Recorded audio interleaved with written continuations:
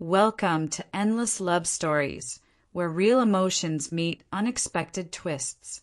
Don't forget to hit that subscribe button and ring the notification bell because today's story will leave you speechless. If this story touches your heart, please give it a thumbs up and share it with someone who needs to hear this. My name is Sarah, and I'm 24 years old. I thought I had the perfect family until one evening changed everything forever. I was living with my mom, Linda, and my stepdad, Mark, who married my mom when I was 16.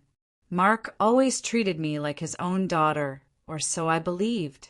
I worked as a nurse at the local hospital, pulling double shifts to save money for my dream wedding with my boyfriend, Jake.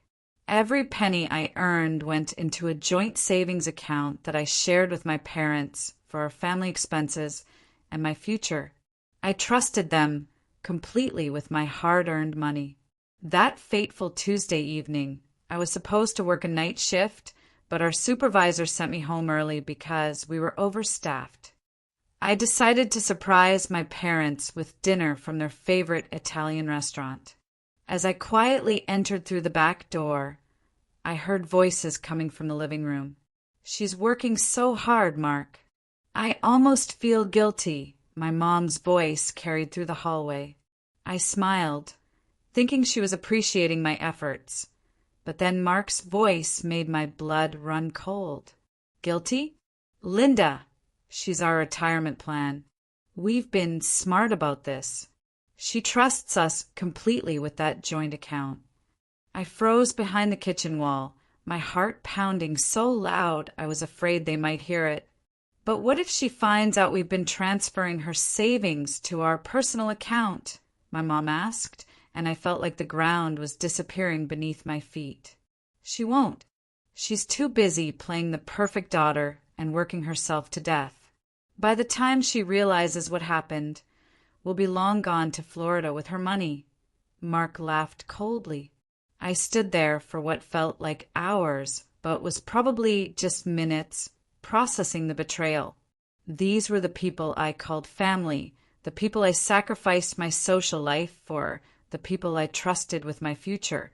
My mom, who raised me alone for 16 years, and Mark, who I thought genuinely cared about me. The villain in my life wasn't some stranger. It was the two people I loved most.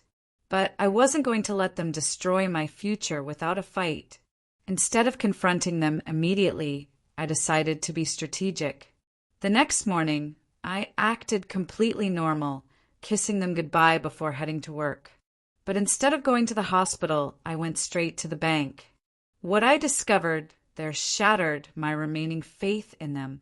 Over the past 8 months, they had systematically transferred nearly $15,000 from our joint account to their personal account. $15,000 of my blood, sweat, and tears.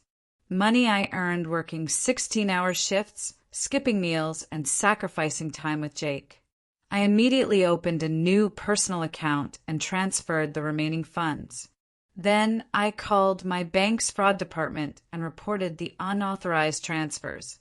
Since I was the primary account holder and could prove the funds came from my paychecks, the bank agreed to investigate. But I wasn't done yet. I contacted a lawyer who specialized in financial fraud cases. He informed me that what they did constituted theft and financial abuse, especially since Mark wasn't even my biological father and had no legal claim to my earnings. That evening, I returned home with my evidence. I found them in the same living room where they had planned my financial destruction. "We need to talk," I said calmly, placing the bank statements on the coffee table. Their faces went white as they realized their scheme was exposed. "Sarah, we can explain." My mom started, but I held up my hand. "You can explain to the police and the lawyer. I've already reported the theft, and the bank is pressing charges. You have 24 hours to return every penny, or this goes to court." Mark tried to intimidate me, raising his voice and claiming I was being ungrateful, but I stood my ground. "Ungrateful? I worked myself to exhaustion while you planned to steal my future. The ungrateful ones are sitting right in front of me. The next few days were a whirlwind of legal procedures and emotional confrontations. My mom cried, begged, and tried to manipulate me with guilt, saying she raised me alone and deserved my financial support. Mark threatened me, saying I'd regret destroying our family. But Jake stood by my side through everything. You're the strongest person I know, Sarah. Don't let them gaslight you into thinking you're wrong, he reminded me daily. Within a week, facing potential criminal charges and the shame of their community discovering their actions, they returned $13,000. The remaining $2,000 they claimed was already spent on family expenses, though I suspected it went toward their Florida vacation fund. I decided not to pursue criminal charges in exchange for the returned money and their agreement to have no further contact with me. I moved out immediately and found a small apartment with Jake. We used the recovered savings as a down payment on our own place. The lesson I learned from this devastating betrayal was that family isn't defined by blood or marriage certificates. It's defined by love, respect, and genuine care for each other's well-being. Sometimes the people closest to us can become our biggest enemies. But that doesn't mean we should stop trusting everyone. Jake and I got married 6 months later in a small ceremony, surrounded by friends who truly cared about us. We built our life on honesty and mutual respect, values that my mother and stepfather clearly never understood. Today, I'm sharing this story not for sympathy, but to remind you that you deserve people in your life who celebrate your success, not exploit it.